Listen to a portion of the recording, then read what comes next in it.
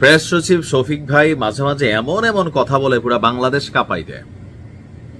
আজকে তিনি যেই বক্তব্যটা দিচ্ছেন, ওনার বক্তব্যটা ঠিক ওনারই পছন্দের, যে আগামী দিনে তিনি যাকে প্রধানমন্ত্রী হিসাবে দেখতে চান, এনসিপির নাহিদ ইসলাম, তার দলের সাথেই তো এটা একটা বড় সাংঘর্ষিক অবস্থান এবং চ্যালেঞ্জিং ইস্যুতে ফালাই দিল।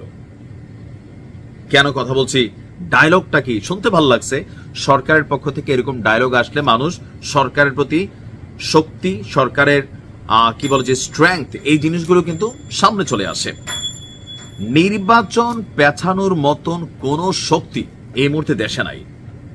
এখন এই কথাটা তিনি কখন বললেন? যখন আমরা দেখলাম যে এনসিপির খুবই শক্তিশালী একজন নেতা নাসিরউদ্দিন পাটোয়ারি, তিনি আপনার বললেন যে হবে না, ফেব্রুয়ারিতে নির্বাচন হবে না, আর হইতে গেলে ডক্টর ইউনূসকে ঐশ্বরিক ক্ষমতার অধিকারী হতে হবে। ঐশ্বরিক ক্ষমতার অধিকারী কেন বললাম? যারা মারা গেছে তাদের জীবন ফিরিয়ে দিতে হবে। এখন এটা তো ভাই একমাত্র আল্লাহ পাকের ক্ষমতা, এটা কেউ দিতে পারবে না।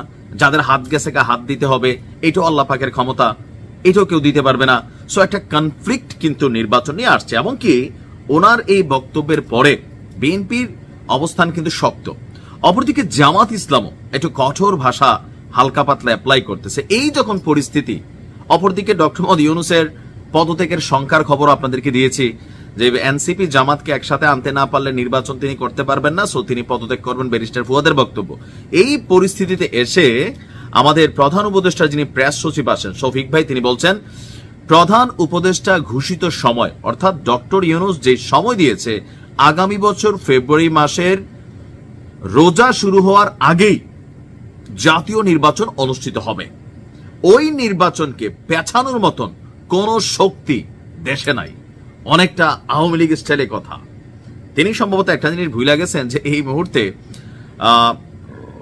কোথাও না কোথাও এনসিপি এবং জামাত তারা যদি জোটবদ্ধ হইয়া নির্বাচনে না যায়, তাহলে এই নির্বাচন পেছানোর সম্ভাবনা 90%।